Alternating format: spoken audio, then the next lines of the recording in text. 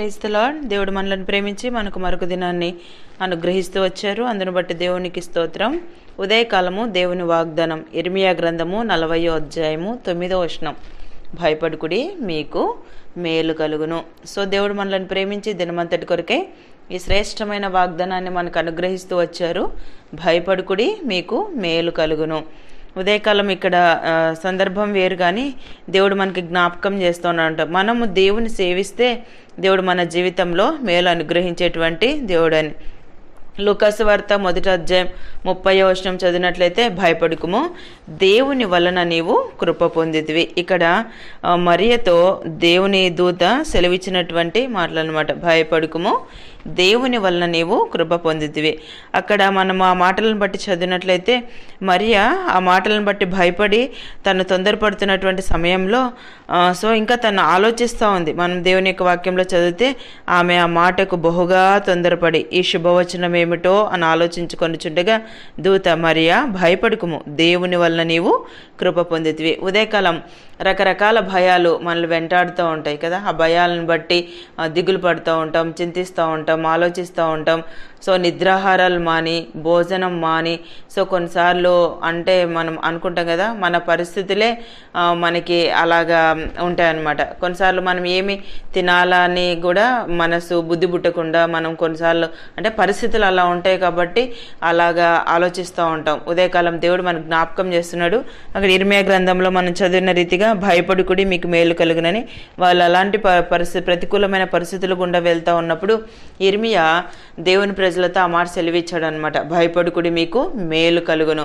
So మన పరలోకపు తండ్రిని మనం సేవిస్తే అన్ని విషయాల్లో కూడా దేవుడు మనకి ఆ భయాన్ని పారద్రోలి మనకి మేలును అనుగ్రహించే దేవుడు. ఇక్కడ కూడా లూకాసు వార్త 1వ అధ్యాయం 30లో మనం చదివిన రీతిగా మరియా తొందరపడి ఆలోచించుకుంటున్న సమయంలోనే దేవుని దూత మరలా మరియ విషయంలో జోక్యం చేసుకొని, మరియా భయపడుకుము, దేవుని వల్ల నీవు కృప పొందితివి. ఉదయకాలం నీకున్న భయాన్ని బట్టి, నీకున్న ప్రతికూల పరిస్థితులను బట్టి, నీకున్న సమస్యలను బట్టి, కొన్నిసార్లు ఆ చెప్పుకోలేని సమస్యలు గుండా మనం ఒంటరిగా కన్నీళ్లు గారుస్తూ ఉంటాం. ఆ పరిస్థితుల్లో ఏం చేయాలో అర్థం కాని పరిస్థితిని ఉదయకాలం ఎదుర్కొంటున్నావేమో. సో మరియా అలాగా తొందరపడి ఆలోచిస్తున్న సమయంలోనే దేవుని దూత తనతో మాట్లాడినట్లుగా మన వాక్యంలో చదువుతున్నాం. సో నీ ఆలోచనలు కూడా దేవుడు ఎరిగినటువంటి దేవుడు. నువ్వు వెళ్తున్న పరిస్థితులన్నీ కూడా ఆయన చూస్తున్న దేవుడు. కాబట్టి ఉదయకాలం దేవుని జ్ఞాపకం చేస్తున్నాడు, భయపడుకుము, మీకు మేలు కలుగును అని. సో మనం దేవుని వల్ల కృప పొందుతూ వచ్చాం. మరి అలాగా దేవుడు మనతో కూడా అభయాన్ని అనుగ్రహిస్తున్నాడు. లూకాసు వార్త 8వ అధ్యాయం 50వ వచనం చదివితే, భయపడవద్దు, నమ్మిక మాత్రం ఉంచుము. ఇక్కడ మనం సమాజ మందిరపు అధికారితో దేవుడి ఈ మాటలు సెలవిచ్చినట్లుగా మన వాక్యంలో చదువుతాం. అక్కడ జరిగిన సందర్భాన్ని బట్టి మనం ఆలోచించినట్లయితే ఎలాంటి నమ్మకం లేదనమాట. సో ఆల్రెడీ అక్కడ పరిస్థితులన్నీ ప్రతికూలంగా ఉన్నాయి, అందరూ అలా ఉన్నారు. సో సమాజ మందిరపు అధికారి ఇంటి నుండి ఒక వ్యక్తి వచ్చి ఆ మాటలు సెలవిచ్చినట్టుగా మనం చదువుతాం.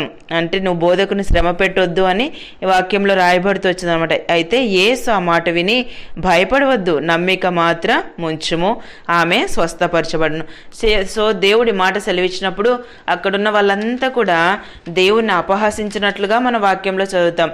సో కొన్నిసార్లు దేవుడు అపహాస్యానికి లోనైనప్పటికీ తన్ను ప్రేమించేవారిని, తన యందు నమ్మిక ఉంచేవారిని, తన యందు విశ్వాసం ఉంచి ముందుకు సాగేవారి విషయంలో దేవుడు ఎంతటి కార్యమైనా చేయగలడు.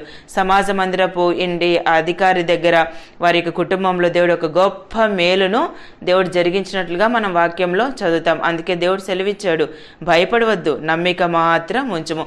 సో దేవుడు ఎలాంటి కార్యాలైనా చేయుటకు సమర్థుడైన దేవుడని ఉదయకాలం నువ్వు నమ్మినట్లయితే దేవుడు నీ జీవితంలో నీవు అనుకున్న దానికంటే అత్యధికమైన కార్యాలు దేవుడు నీ ద్వారా చేయగలడు. నీ కుటుంబంలో మనం కొన్నిసార్లు అనుకుంటాం, ఇంకెప్పుడు ఈ పరిస్థితుల నుంచి మనం ఎప్పుడు గెట్న అవుతామని. సో నువ్వు ఎప్పుడు కూడా అలాగా నిరాశపడవద్దు. దేవుడు నీకు మేలు చేసేటువంటి దేవుడు నాలో ఉన్నాడని నువ్వు గ్రహించినట్లయితే దేవుడు తప్పకుండా నీ కుటుంబంలో ఉన్న ప్రతి సమస్యను ఆయన తొలగించి నీకు మేలు చేసేటువంటి వారుగా ఉంటారు. కొన్నిసార్లు వ్యక్తిగతంగా, కొన్నిసార్లు యవనస్తులు, సో వివాహం కాని పరిస్థితులు, అంటే సంతానం లేని పరిస్థితులు, ఆర్థిక ఇబ్బందులు, రకరకాల ఈ భూమి మీద మనము అనేక పరిస్థితులను ఫేస్ చేయవలసి వస్తుంది. ఈ పరిస్థితుల్లో మనం భయపడుతూ ఉంటాం. అయితే ఉదయకాలం దేవుడు మనకి జ్ఞాపకం చేస్తున్నాడు, భయపడుకుడి మీకు మేలు కలుగును. ప్రతి విషయంలో కూడా మేలు చేసేటువంటి దేవుడు, అభయాన్ని ఇచ్చే దేవుడు నాలో ఉన్నాడని నువ్వు గ్రహించినట్లయితే దేవుడు తప్పకుండా మనకి సహాయం చేయగలరు. దేవుడు అనుగ్రహించిన ఈ ప్రశస్తమైన వాగ్దానం మన జీవితానికి అన్వయించుకొని ముందు కొనసాగినట్లు ప్రభు మనందరికీ సహాయం చేయను గాక. ప్రార్థన చేసుకుందాం. ప్రేమైన తండ్రి, మీకు వందనాలు యేసయ్య. మమ్మల్ని ప్రేమించి మాకు అనుగ్రహించిన అతి శ్రేష్టమైన వాగ్దానాన్ని బట్టి స్తుతిస్తున్నాను ప్రభువా. భయపడుకుడి మీకు మేలు కలుగునని సెలవిచ్చారు. ఉదయకాలం నిత్యజీవపు మాటలు వింటున్న మీ ప్రజలందరినీ కూడా జ్ఞాపకం చేసుకునండి. వారి జీవితంలో మీ యొక్క వాగ్దానాలు నెరవేర్చి సహాయపడుతూ రావాల్సిందిగా కోరుతూ యేసు ప్రభు నామమున ప్రార్థిస్తున్నాను తండ్రి, ఆమెన్.